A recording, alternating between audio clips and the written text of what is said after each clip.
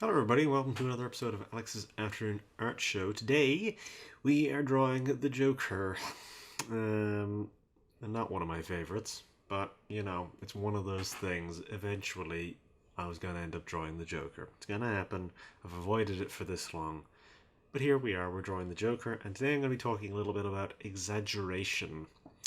Because the way that I draw the Joker, because I think everyone has their own way of doing certain characters, everyone has their own little spin on it. The way that I draw the Joker is a little bit different to how I draw normal characters, because I tend to draw the Joker's face with a hefty dose of exaggeration. I tend to give him pretty big eyes, pretty big mouth, and a really aggressive hook nose. So yeah, I tend to draw him with some slightly kind of over the top facial features, because I feel like the Joker shouldn't look like a normal human being. So yeah, today this is part of a profile shot. So realistically speaking, this is a bit of an easier one. This will be a quicker one. So we'll see what happens. This could be pretty quick, all in all. I think it probably will be. But yeah, I won't dilly-dally too long. I'll just show you what I've got.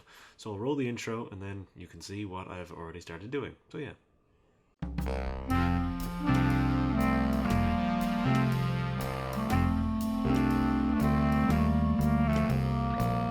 Okay, so this is what I mean when I say he's got exaggerated facial features.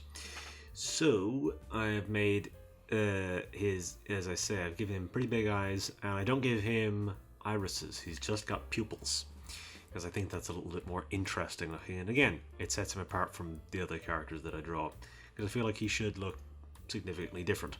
And I also tend to give him a kind of an oddly big head for the size of his neck. So you can see here that his neck doesn't connect in here, it just goes straight into jaw. So the idea being that his jaw is a little too wide for the size of his neck. And yeah, he's got this kind of big, long, angular face with this giant butt chin, and really big mouth, awkwardly large teeth, and yeah, really big eyes and eyebrows. And I've also kind of made his hair. So again, there's a few little sources of inspiration for where I draw on for this. One of the obvious ones is Tim Sale, because Tim Sale's Joker looks like quite an odd character, because he gives him the kind of the enormous head, the long head, and the giant teeth. Now, initially, whenever I drew this base sketch, it was a lot closer to that, where his head was really big and his teeth were really long. I wasn't really liking it. I felt like it wasn't in keeping really with the rest of the art style, so I felt like maybe bring it down a little bit. And then the other point of inspiration is Jim Lee's Joker, which is similarly exaggerated, but not to such an extent. And Jim Lee also gives Joker this kind of very particular hairstyle, and particularly in a lot of older art, Joker has this kind of hairstyle of where it's this kind of like weird, like pointed sides that kind of like fly out a little bit. And that's the sort of thing, I think to a degree, that sort of comes from Jack Nicholson's hairline, because for whatever reason, whichever way that Jack Nicholson's hair went, it kind of plumed out at the sides and then was obviously much shorter at the top, but that was also because he had a bad hairline. But I've given the Joker here a bit of a sort of like pointed hairline, and then it kind of recedes back a little bit, because that's sort of the Arkham-y thing of where he's got a very weird hairline of where it kind of just recedes into very particular parts. But yeah, so really the only details that I put in the base sketch here are on the face, and that's it. The rest of it I kind of just said whatever. So you can see a lot of the body here is kind of messy, and the lines are just generally a lot thicker and just more random. So obviously there's this here, which is just there to remind me that I need to put in a flower. And it is an awkward mess of crappy lines is what I've kind of dumped in there. But yeah, so yeah, allow me to kind of zoom in a little bit. So also, again, like, I think in terms of his colors, I'm going to be going mostly off of the animated series. So he'll have an orange shirt, green tie, And then I believe, again, I'll probably need to pull up a piece of reference for this because there's a lot of different colors going on with the Joker. So I'll do that right now while I'm still talking. And yeah, I'll have to obviously give him the flower. But yeah, you can even see I kind of over-exaggerated the length of the shirt, of parts of the shirt. Like the collar here, it kind of falls down much lower than it really needs to. So,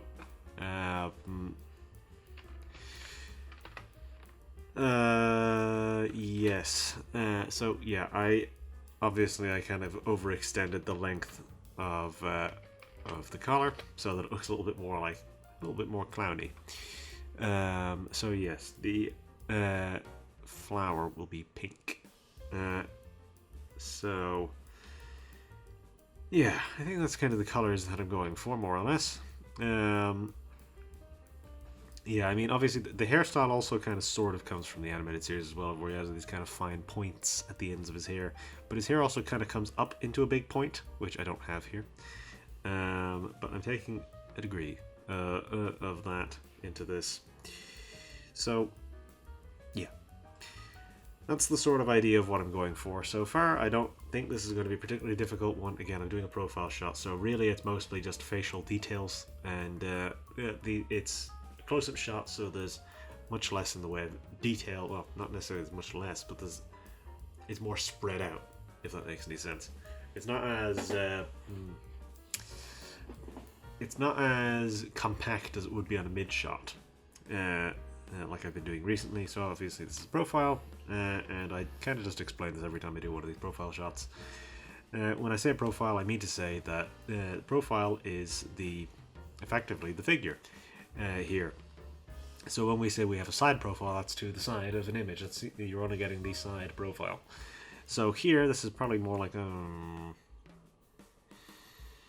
three quarters would be you'd be seeing less of this side. It would probably be something like 5/6, more something like that, if I were to divide it. And then with the body, it's the same tilt, so it's about 5/6 all the way. Because you can have independent tilt of obviously the body and the face. So in a lot of instances, you might have a side body but 3/4 face. Of where you have side profile on the body, then the face is more tilted like that, so you're seeing 3/4 of the face. But yeah, that's the kind of basics of it anyways. That's what we say when we say profile shot. Because I could do a profile shot which is on a much bigger canvas, but it's realistically just a type of close-up, is what I mean to say when I say profile shot. Technically speaking, you would say a full body shot is still a profile shot. You'd say full body profile, but that's just the term. But yeah, anyways, I don't feel like I need to dawdle much longer, so I will kind of run through this probably pretty quickly. I'm probably gonna need to use a bigger brush size for this than 15. 15 is probably a little small for this, so I'll bump that up to 25. 25 will probably be good. I tend to use bigger brush sizes on these profile shots anyways, on the kind of the vertical profile drawings that I do. This was the same thing I did with Mr. Sinister last time, then before that Mr. Negative, and then before that Spawn. So yeah, this kind of what I tend to do is these kind of, just tend to use bigger brushes, makes my life a little easier, makes things quicker. Another alternate thing you could do is to change the DPI, which would, in theory, that would lower the fidelity. But what that would mean is it's a kind of a thing that you use maybe to kind of focus yourself a little bit more. Because the thing that can happen is, especially whenever you're using a bigger canvas, you can get a little caught up in all the details. So a thing that might be worth doing is lowering the DPI, so that way there's less detail. There's technically fewer pixels. I think I don't know exactly the mechanics of it, but basically there's a little less going on, meaning that your brushes would be bigger relative, I think, is more or less how it would work. Anyways, I'll begin doing these details and then I'll be back to run through the colors. So yeah, I'll do this and then I'll return.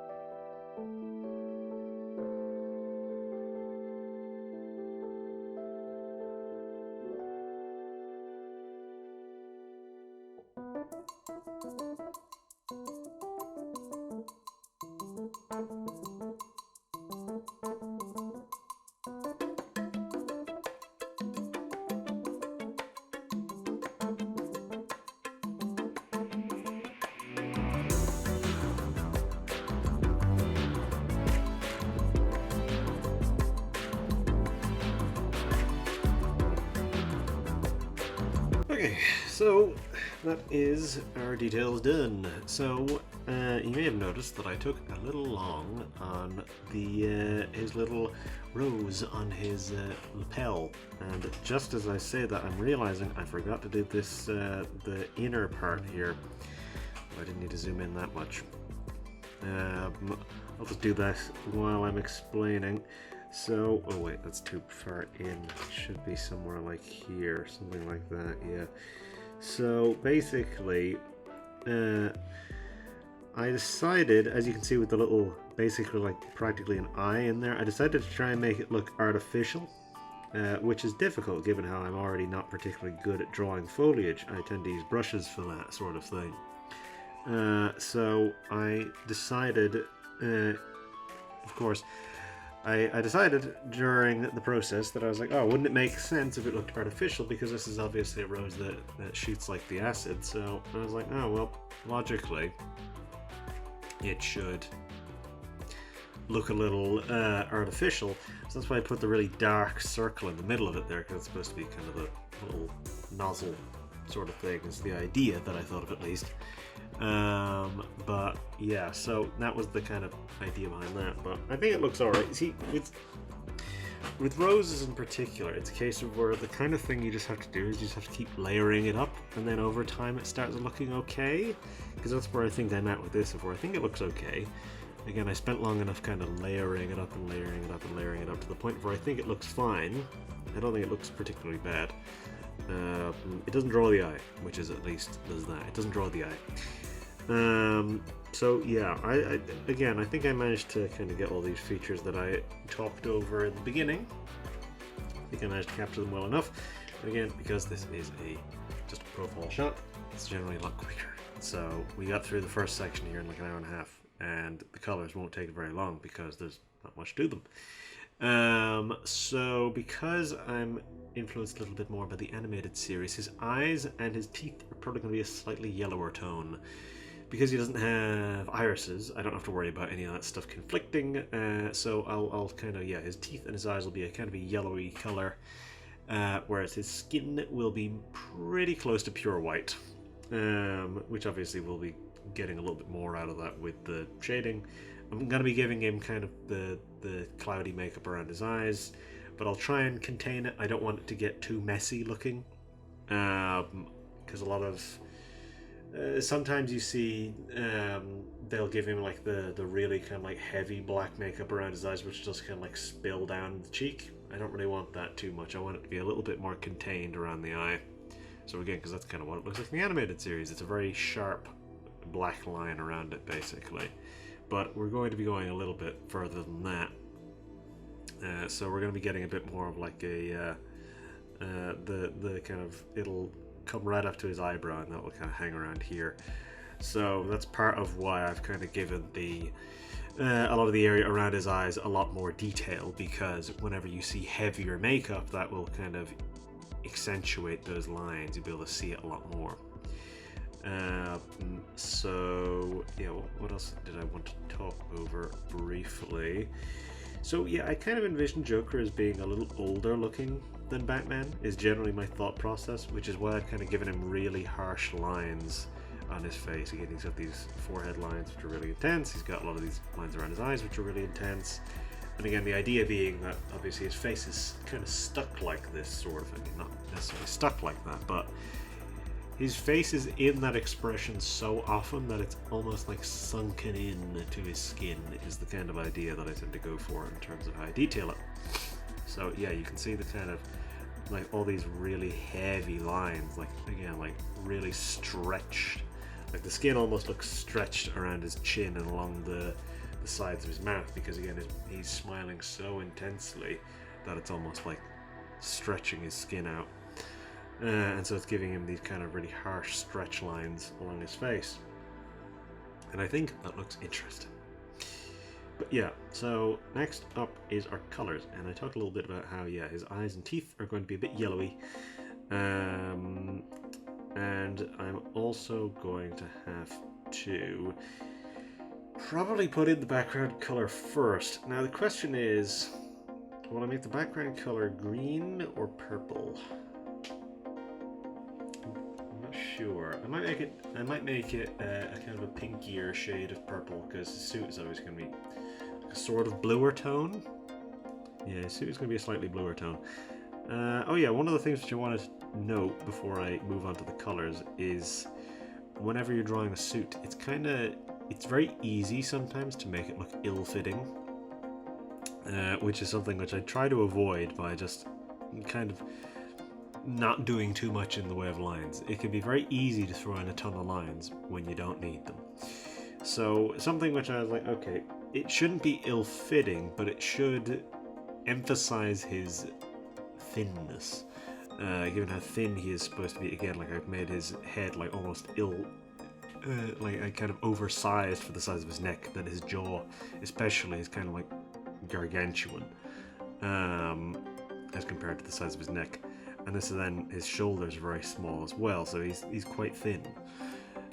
So there should be a slight degree of bagginess here, but you would assume that he's kind of, again, this suit is supposed to be built for him, so it shouldn't be too ill-fitting, but you should be getting a little bit of kind of looseness, a little bit of maybe a fold on the shoulders where it's kind of a little loose. It's not kind of flatly sitting on the shoulders, it's a little kind of loose, so you're getting those little folds on the shoulders. And again, the kind of collar here is a little big, so you're seeing these kind of little folds here where it's kind of like flapping a little bit.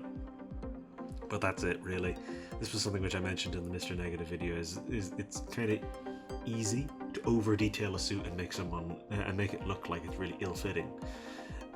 But with a suit especially, you don't really get much in the way of kind of extraneous lines. You get folds around the arms and the legs. That's kind of it. You don't get a huge amount of folding on a suit. Like you wouldn't get folding around the chest like you would on a shirt. Like here I've given a slight little fold underneath the chest because, again, it may be a little bit loose there. Like generally speaking, on a shirt on anyone, it tends to get a little loose around the front, especially if you're very thin. It'll get quite loose around the front. And so that's kind of what's happened here.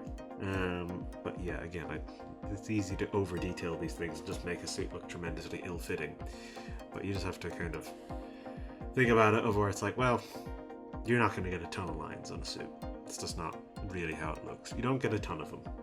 You'll get them in certain places along kind of around the shoulder, maybe a little bit underneath the kind of core part of the shoulder, around the bend of the arm, bend of the knee, maybe a bit around the crotch, a little bit, not a huge amount.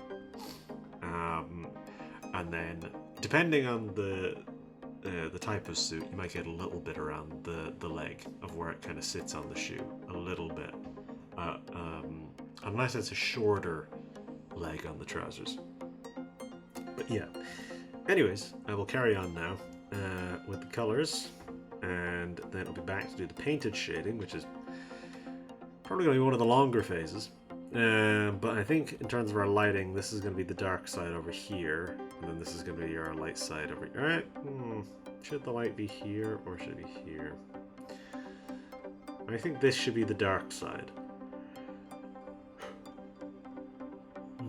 I think he should be like turning into the darker parts, so that you get a little nice rim light around this side of him, along that side like that.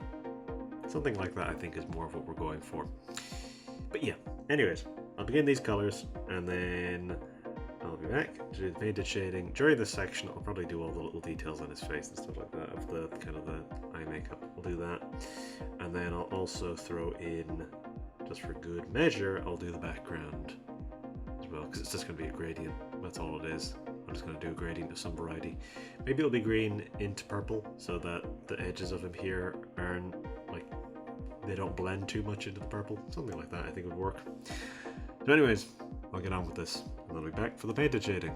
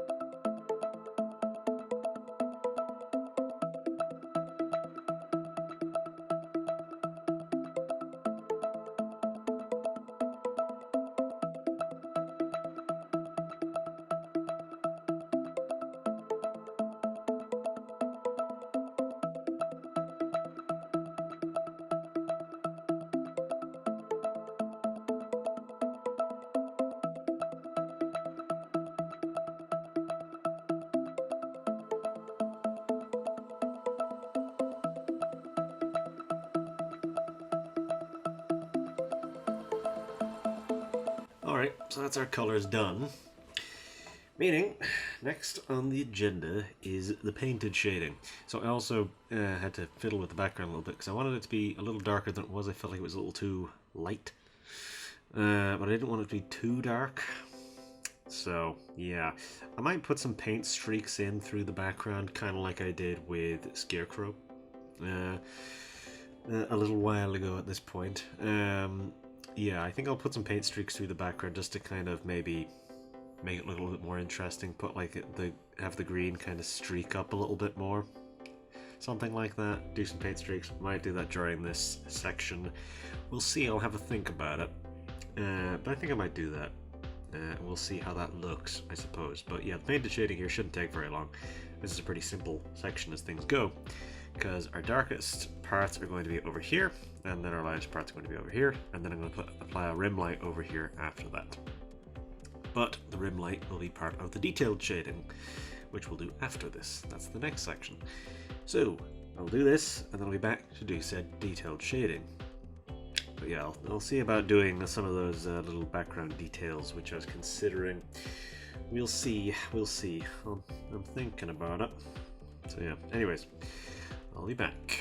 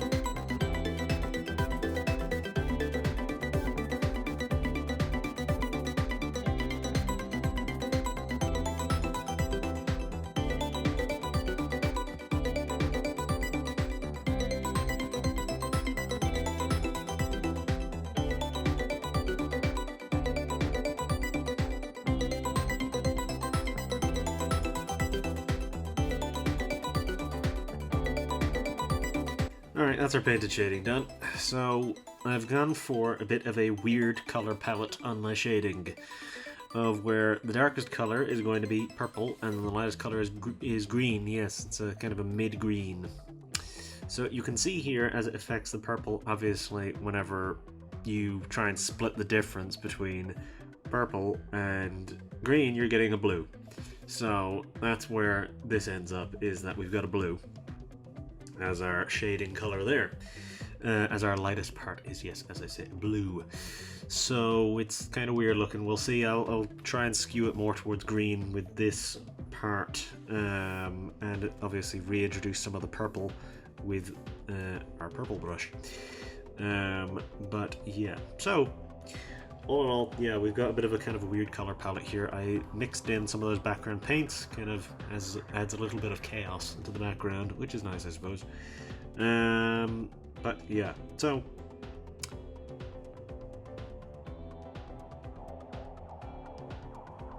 my brain just stopped working there for a second. Yeah, and so we obviously get a little tinge of the green in the lips, a little tinge of the green along the edge of the skin. Hair's already green, so I didn't have to do much there. And yeah, obviously, so the tile's already green, then you get a little bit of it here. So yeah. Anyways, I'll do this detailed shading and the light line, and then I'll be back to do the gradient maps and wrap up. Because our gradient maps are going to skew things to be very heavily green and purple again. So we're going to try and really lean into that color palette. I think I'm going to leave the eyes and the teeth as unshaded so that they kind of pop out a little bit more. And we'll see how that works for us. So yeah, anyways, I'll do this and then I'll be back to finish.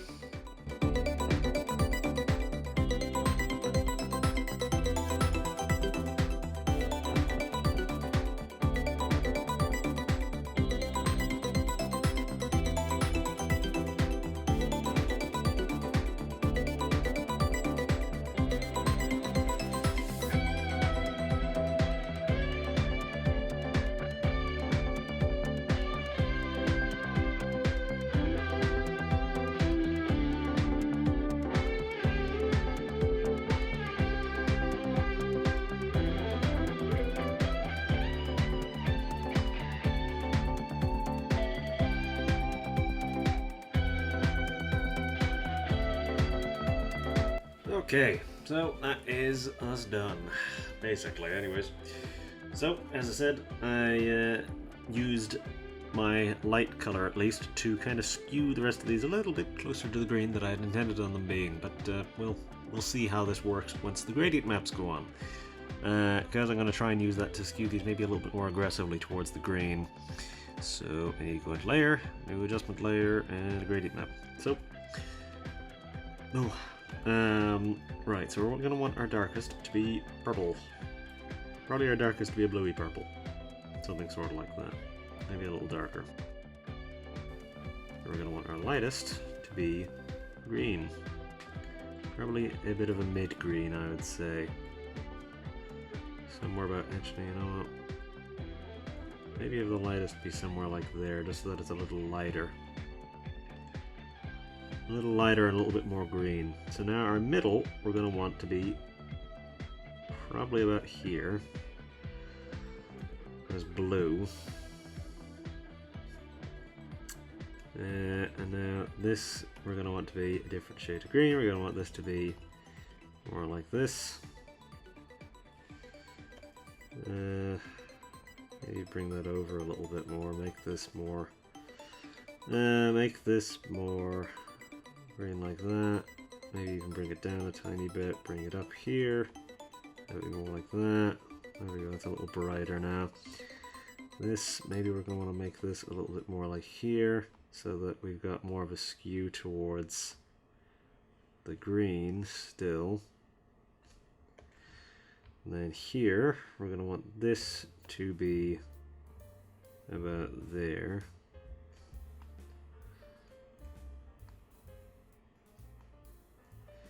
This be a purpley blue. This is slightly more of a pinky purple. I'm going to need to maybe put that there.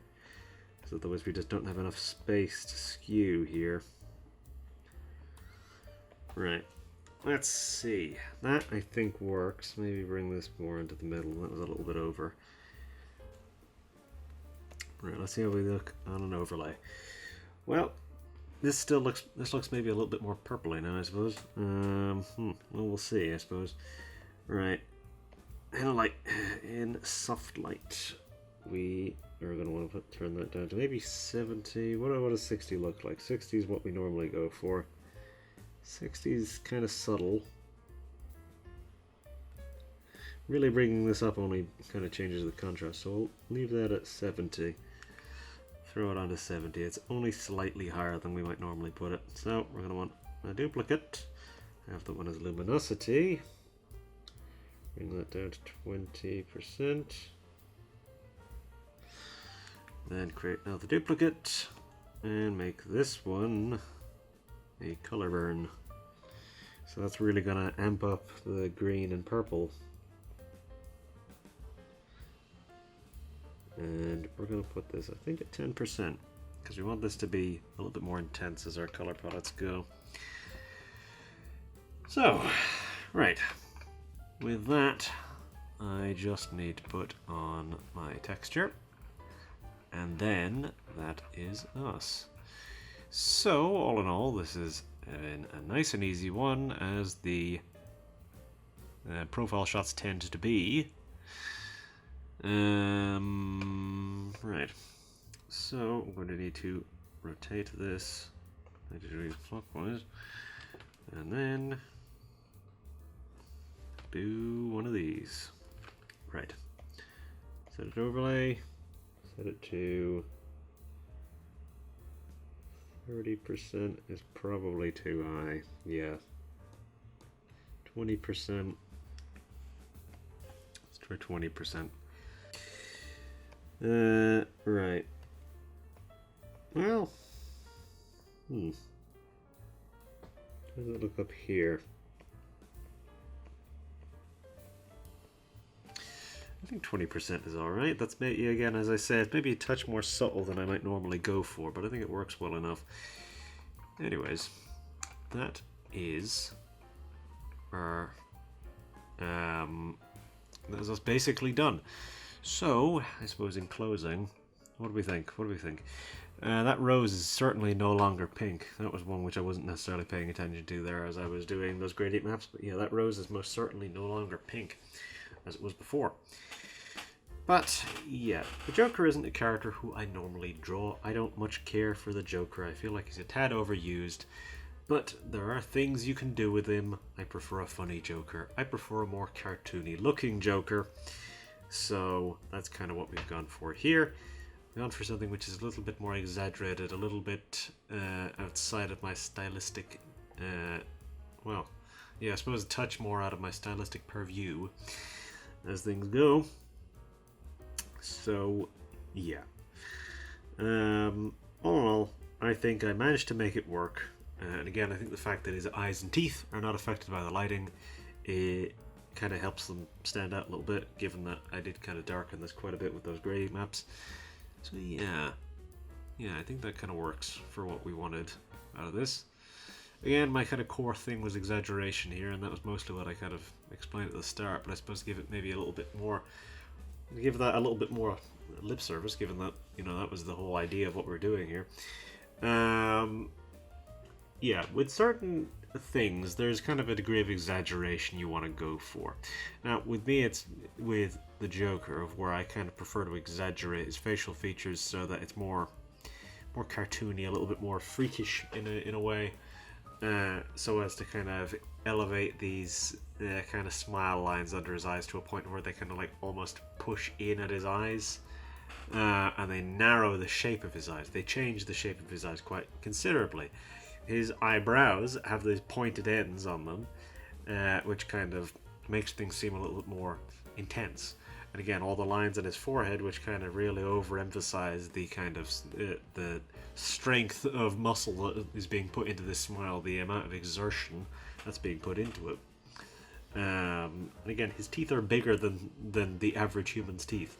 They are still big, but they're not huge like I had them before. I had them maybe really long and kind of a little bit too monstrous. Hence why there's just that little bit of extra headroom here, is because originally whenever I did this, his head was a lot bigger, but I altered it a little bit to kind of I restructured his head a little bit and redid his face a few times until I kind of got it where I wanted it, of where it's exaggerated but not too much. It's exaggerated in such a way of where he seems freakish, but not so much that that it's like a kind of a cartoon character. Because again, he should look kind of goofy, but not necessarily that he sticks out too much. Again, there's a degree of stylistic kind of liberty being taken here, but not so much that it's